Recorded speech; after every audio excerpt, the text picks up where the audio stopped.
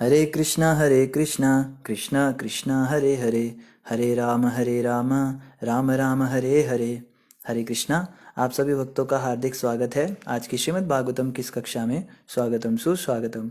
और हम चर्चा कर रहे हैं श्रीमद् भागवतम चतुर्थ स्कंद अध्याय 12 के ऊपर। इस अध्याय का नाम है ध्रुव महाराज का भगवान के पास जाना। तो जल्दी से हम रिकैप करते, कल हमने क्या पढ़ा था। कल हम पढ़ रहे थे कि ध्रुव महाराज इस प्रकार से आगे आगे बड़े हुए, बड़े होकर उनकी शादी हुई, उनके पुत्र हुआ और समय रहते उन्होंने संन्यास लिया और अपने पुत्र को सारा राज सौंप दिया।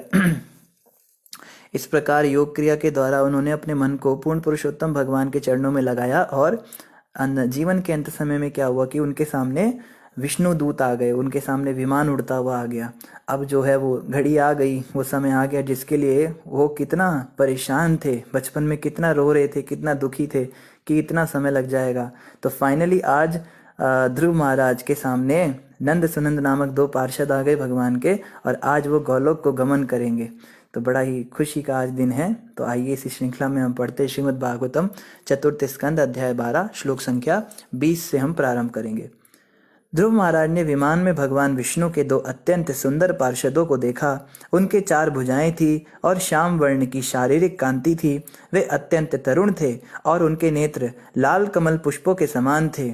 वे हाथों में गदा धारण किए थे और उनकी वेशभूषा अत्यंत आकर्षक थी। वे मुकुट धारण किए थे और हारों, बाजूबंदों तथा कुंडलों से सुशोभित थे। तो बता रहे हैं कि जो भक्त होते हैं, जो भगवान विष्णु की भक्ति करते हैं, उनको लेने के लिए ये विष्णु दूत आते हैं, जो इतने सुंदर श्याम वर्ण की कांति, भगवान विष्णु के समान, उनके हाथों में गदा होती है, पुष्पों की माला होती है, आंखें बड़ी सुंदर होती हैं, इनका दर्शन होता है। लेकिन जो पाप आत्माएं होती हैं उनको भयानक यमदूतों का दर्शन होता है, जिनकी आंखें बड़ी डरावनी होती हैं, उनकी सूरत इतनी इतनी ज़्यादा खौफनाक होती है, उसको देखने मात्र से मनुष्य डर जाता है। हमने पीछे पढ़ा उसके विषय में भी, जब कपिल भगवान विपरीत कर्मों के वर्णन कर रहे थे तब वो बता रहे थे कि विष्णु दूत के विपरीत यमदूत कितने खतरनाक होते हैं। तो भक्तों को चाहिए कि विष्णु दूतों से मिले अंत समय पे। जितना भी जीवन में हमने भजन पूजन किया है, सेवा की है, कुछ भी काम किया, इसकी परीक्षा अंत समय पे होगी। अगर तो अंत समय पे विष्णु दूत आ गए हमारे सामने, इसका मतलब जीवन सफल हो गया। हमने जो भी किया, जो भी सेवा किया, मेहनत किया, वो सब सफल हो गया। और अगर अंत समय पे यमदूत सामने आ गए, इसका मतलब सब कुछ विफल हो गया, मनुष्य जीवन विफल चला गया।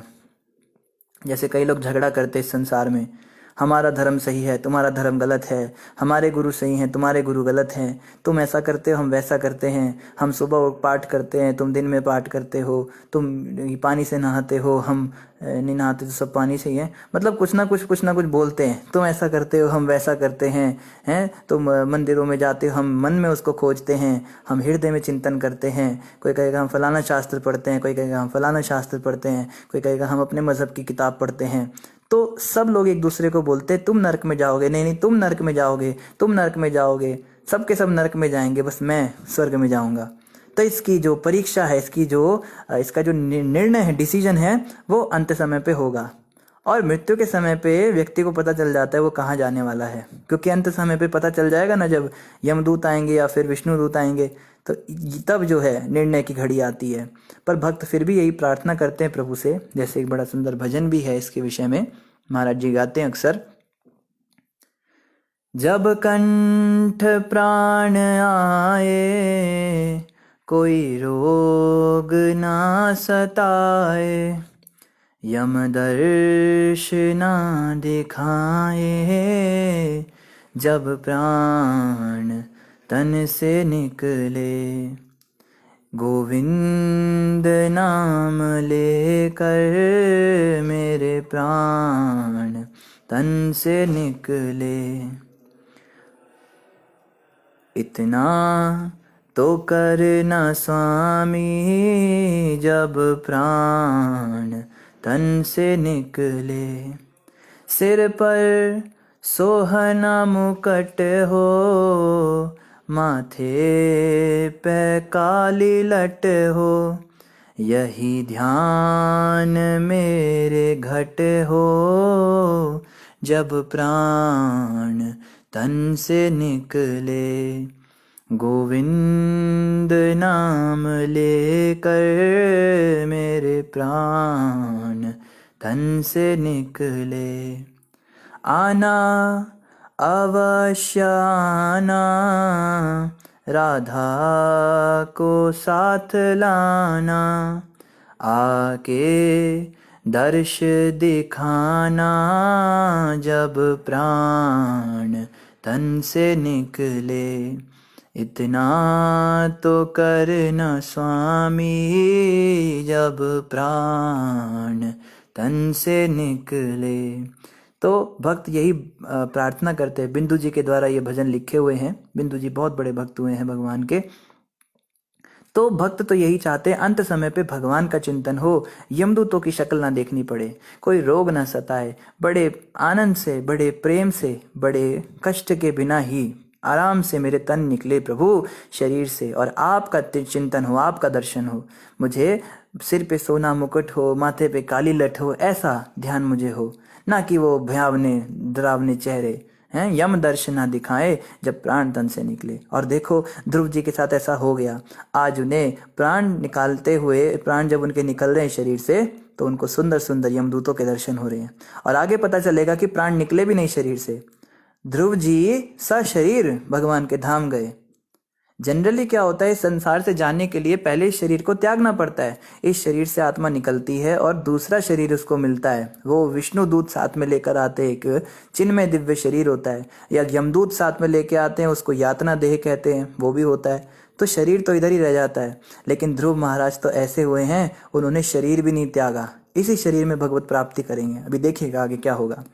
यह देखकर कि ये असाधारण पुरुष भगवान के प्रत्यक्ष दास हैं, ध्रुव महाराज तुरंत उठ खड़े हुए, किंतु हड़बड़ाहट में जल्दी के कारण वे उचित रीति से उनका स्वागत करना भूल गए। अतः उन्होंने हाथ जोड़कर केवल नमस्कार किया और वे भगवान के पवित्र नामों की महिमा का जप करने लगे। तो जब ध्रुव महाराज ने देखा अचानक से विष्णुदूत आ गए, तो बड़े खुश हुए और हड़बड़ाहट में वो उनका स्वागत करना भूल गए। तो जब उनको लगा कि ये क्या कर दिया, तो बस प्रभु के नाम कीर्तन में मग्न हो गए, एकदम भगवान का नाम जपने लगे। हरे कृष्णा कृष्णा कृष्णा हरे हरे, हरे राम राम राम हरे हरे। तो इस प्रकार से ध्रुव महाराज मगन हो गए नाम जप में, नाम संकीर्तन में। ध्रुव महाराज भगवान कृष्ण के चरण कमलों के चिंतन में सदैव लीन रहते थे। उनका हृदय कृष्ण से पूरित था। जब परमेश्वर के दो निजी दास, जिनके नाम सुनंद तथा नंद थे, प्रसन्नता पूर्वक हंसते हुए उनके पास पहुंचे, तो ध्रुव महाराज हाथ जोड़कर नम्रता पूर्वक सिर नीचा किए खड़े हो गए। तब उन्होंने ध्रुव महाराज को इस प्रकार से संबोधित किया। तो विष्णुदूत जो आए थे उनके नाम थे नंद और सुनंद। ये दोनों एक विमान पर बैठ के ध्रुव महाराज के पास आए थे। और जब इतना सुंदर इन्होंने देखा नृत्य करते हुए, जप करते हुए ध्रुव महाराज को, तो दोनों के दोनों उनके पास आकर पहले तो हंसने लगे उनको देखकर। देखो कितने सुंदर आज भक्त के दर्शन हुए। और उसके बाद उन्होंने इस प्रकार कहा, सुनंद नंदा वूचतुहु। विष्णु के दोनों विश्वस्त पार्षद सुनंद तथा नंद ने कहा, हे राजन, आपका कल्याण हो। हम जो कहें कृपया उसे ध्यान पूर्वक सुने। तो आप सब भी कृपया ध्यान पूर्वक सुनिए, क्या कहने वाले हैं ये। जब आप 5 वर्ष के थे तो आपने कठिन तपस्या की थी और उससे आपने पुरुषोत्तम भगवान को अत्यधिक प्रसन्न कर लिया था। हम उन भगवान के प्रतिनिधि हैं जो समग्र ब्रह्मांड का सृष्टा हैं और हाथ में शारंग नामक धनुष को धारण किए रहते हैं।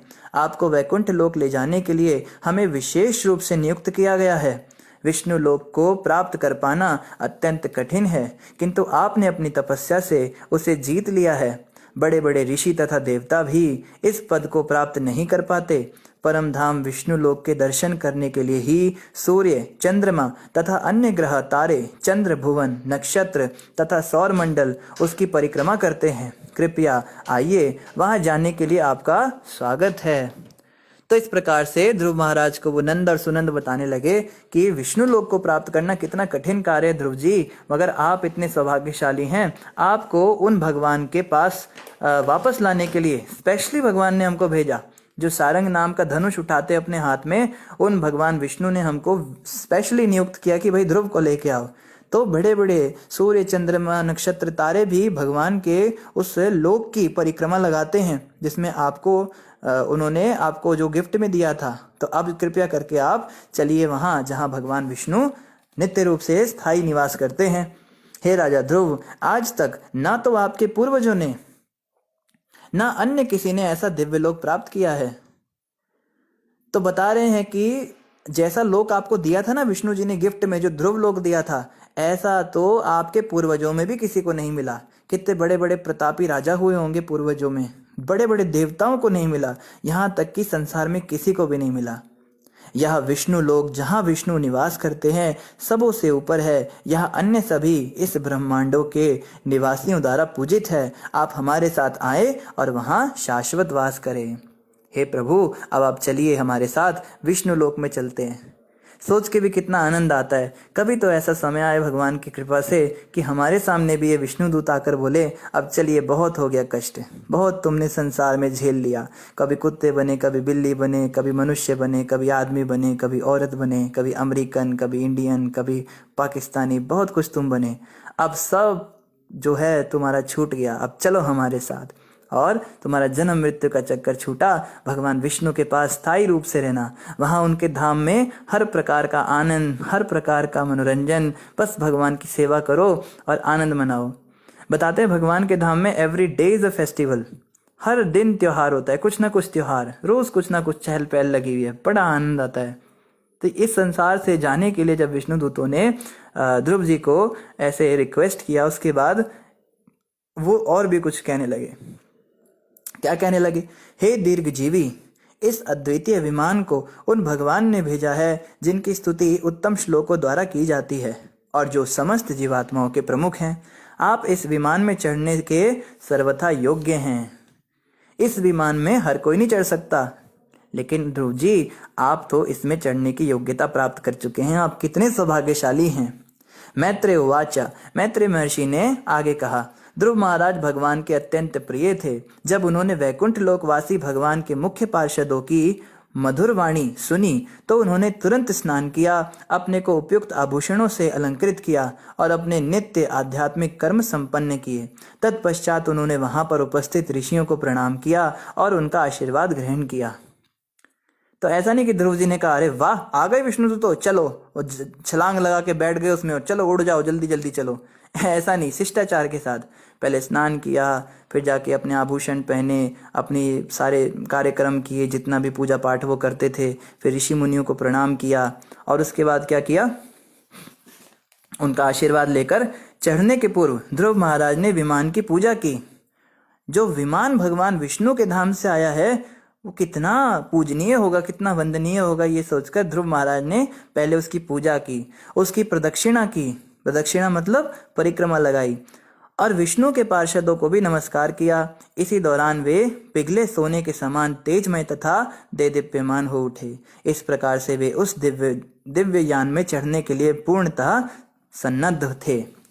तो सारी पूजा पाठ की और जो दोनों खड़े थे, ये जो विष्णुदूत खड़े थे, इनको भी प्रणाम किया, इनको भी नमस्कार किया ध्रुव जी ने, और उनके शरीर की कांति बढ़ गई, सोने के समान उनके शरीर से लाइट निकलने लगी और तब वो बिल्कुल रेडी हो गए विमान पर बैठने के लिए। जब ध्रुव महाराज उस दिव्य विमान पर चढ़ने जा ही रहे थे तो उन्होंने साक्षात काल को अपने निकट आते देखा।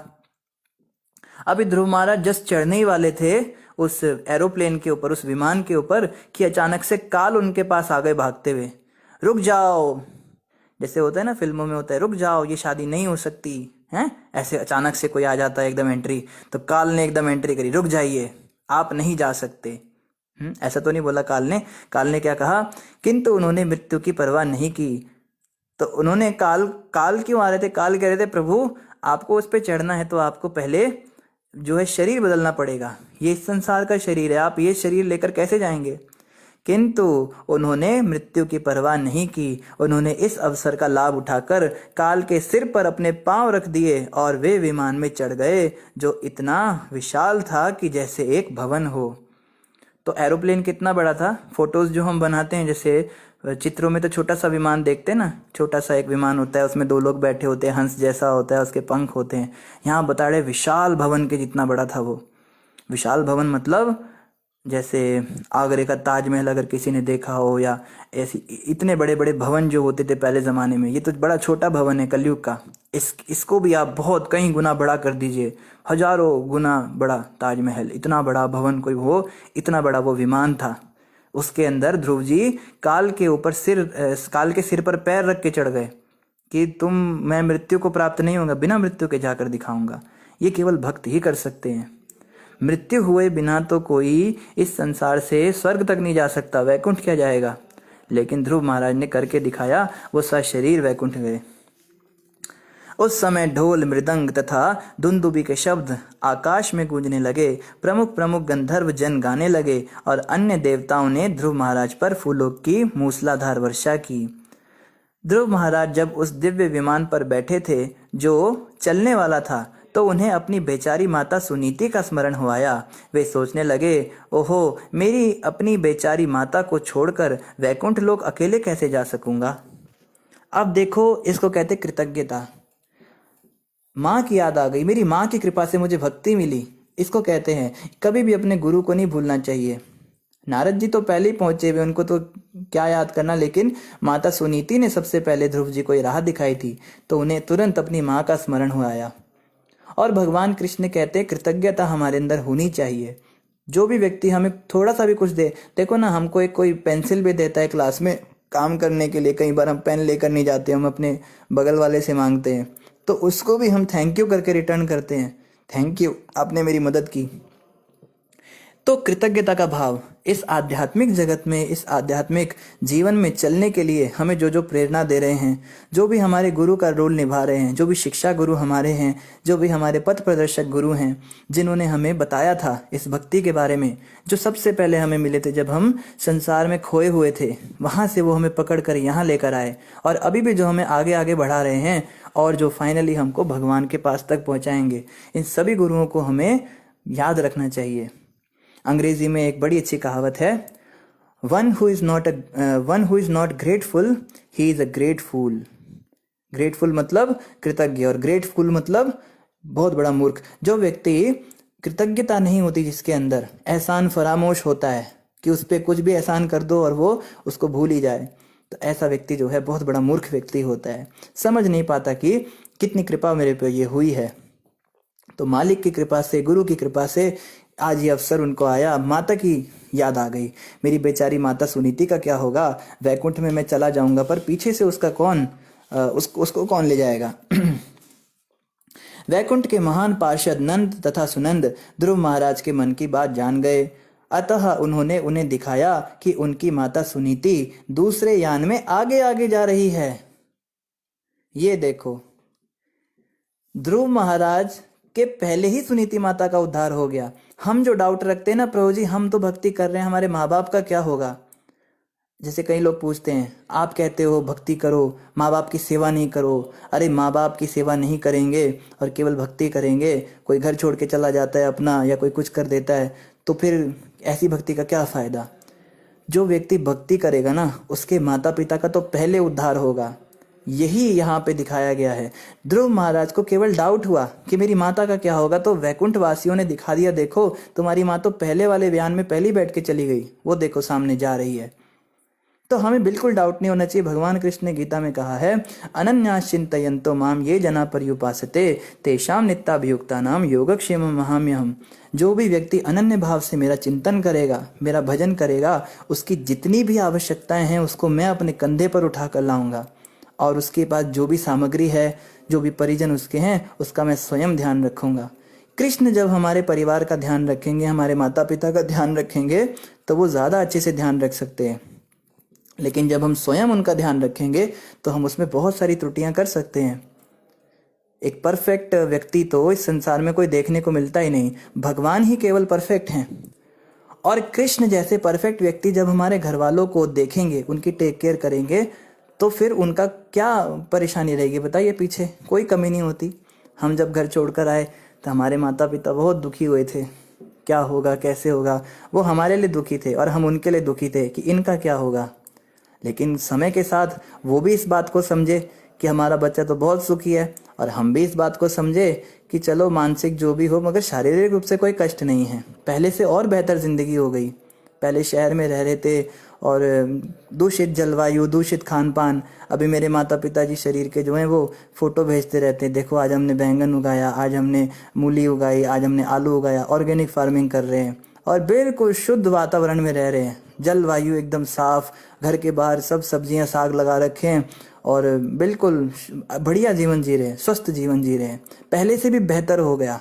और मनोरंजन के साधन इतने, घर वालों से पहले वो दूर रहते थे, अब सबके साथ रहते, हर प्रकार से उनका लाभ ही हुआ। इवन मेरी माता जी ने तो फ़ोन करा मुझे एक दिन सुबह सुबह कि कार्तिक के व्रत रख रही हूँ मैं और मुझे बता क्या विधि है। और जब मैं वहाँ पे उनके साथ रहता था तब वो कभी कार्तिक नहीं रखती थी। देखो, जब तक हम अपने माता पिता को प्रचार करने का प्रयास करते हैं तब तक वो भक्त बन नहीं पाते। हम कितने कोशिश करते ना, माला कर लो, ये कर लो, वो कर लो, लेकिन जब हम भगवान के भरोसे उनको छोड़ देते हैं तो देखो कैसे हृदय से प्रेरणा होती है। अभी मेरी माँ मुझसे भी पहले उठती है सुबह, कार्तिक में पूरा स्नान करेगी और पूरा अपना तुलसी की आरती सब करती है, जब भी कभी कभी करती हैं, बताती हैं वो। तो ये होता है भगवान के टेक केयर करने में और हमारे टेक केयर करने में। तो हमें बिल्कुल भी डाउट नहीं होना चाहिए इस बात पे कि अगर हम भक्ति में लग जाएंगे तो हमारे माता पिता का क्या होगा। ध्रुव महाराज को हल्का सा चिंता हुई मेरी माता सुनीति का क्या होगा, तो देखा पहले ही विमान में चले गए। तो बिल्कुल इस बात में निश्चिंत रहिए, अगर आप अच्छे से भक्ति कर रहे हो आपको तो ईमानदार होना पड़ेगा, ये शर्त है।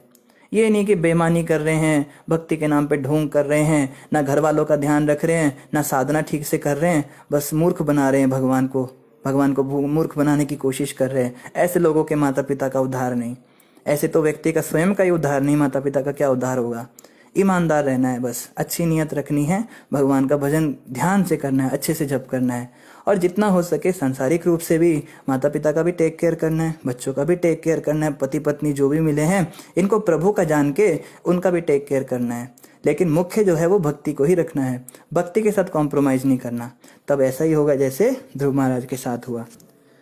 फिर क्या हुआ, आकाश मार्ग से जाते हुए ध्रुव महाराज ने क्रमशः सौर मंडल के सभी ग्रहों को देखा और रास्ते में समस्त देवताओं को उनके विमानों में से अपने ऊपर फूलों की वर्षा करते देखा। तो जैसे जैसे भगवान के जो दूत हैं वो विष्णु दूत ले जा रहे थे उनको ऊपर ऊपर के लोकों में, तो सबसे पहले पृथ्वी लोक से स्वर्ग लोक आया, तो वहाँ के देवताओं ने उनको फूलों की वृष्टि की।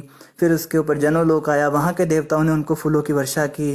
फिर महर लोक आया, वहाँ पे उनका स्वागत हुआ, करते करते ब्रह्म लोक तक पहुँचे। तो जिन जिन लोकों पे वो विमान रुक रहा है सब जगह पे उनकी पूजा हो रही है, उनको सब धन्य धन्य धन्य कर रहे हैं, उनको धन्यवाद कर रहे हैं, बहुत उनका यश गान गा रहे हैं कि देखो ध्रुव महाराज तुमको तो वो मिल गया जो बड़े बड़े देवताओं को, यहाँ तक कि ब्रह्मा जी को भी नहीं मिलता।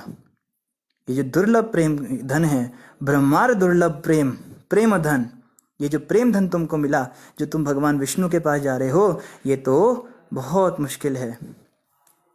इस प्रकार ध्रुव महाराज ने सप्तऋषि कहलाने वाले ऋषियों के 7 लोकों को पार किया। इसके परे उन्होंने उस लोक में अविचलित दिव्य पद प्राप्त किया जहां भगवान विष्णु वास करते हैं। तो फाइनली ध्रुव महाराज पहुंच गए अपनी डेस्टिनेशन पर, भगवान विष्णु के पास पहुंच गए। जो लोग दूसरे जीवों पर दयालु नहीं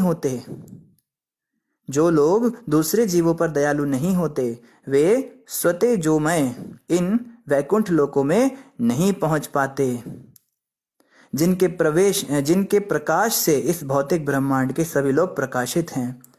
इस ब्रह्मांड के जितने भी लोग हैं वो सब वैकुंठ से लाइट ले रहे हैं, वैकुंठ से शक्ति आ रही है सूर्य देव के पास, इसलिए वो चमकते हैं। और ऐसे वैकुंठ में उन लोगों का प्रवेश कभी नहीं हो सकता जो दूसरे जीवों पर दयालु नहीं होते। ये बहुत इंपॉर्टेंट लाइन है, बिल्कुल क्लियर कट।